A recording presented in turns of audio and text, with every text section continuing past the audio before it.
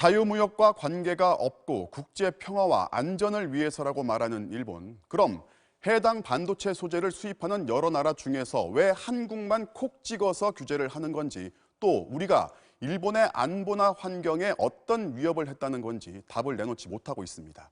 자가당착의 일본 정부, 이재민 기자가 지적합니다.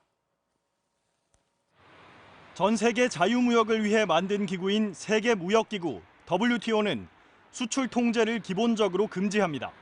관세와 무역에 관한 일반 협정 11조는 수출을 금지하거나 제한할 수 없게 규정하고 있습니다. 예외는 있습니다. 수출하려는 물건을 스스로 쓰기에도 부족할 때, 보건이나 환경을 보호해야 할 때, 안보상 필요할 때 등입니다. 그러나 일본은 아직까지 한일 양국의 신뢰관계가 손상됐다고 했을 뿐입니다. 한국이 일본의 안보나 환경을 위협했다는 근거는 제시하지 않고 있습니다. 근거가 불투명한데 말은 오락가락합니다. 스가 요시히데 일본 관방장관은 기자회견에서 수출 제한이 징용 문제에 대한 대항 조치가 아님을 분명히 한다고 강조했습니다.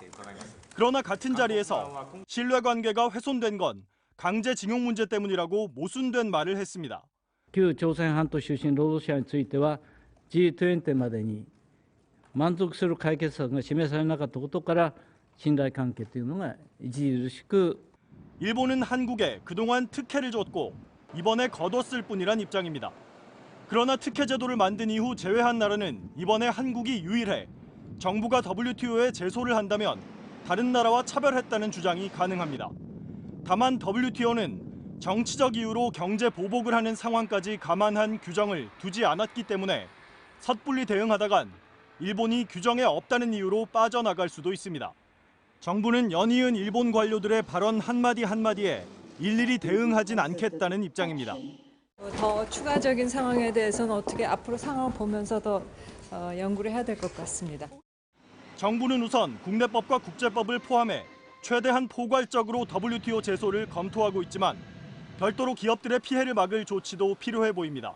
MBC 뉴스 이재민입니다.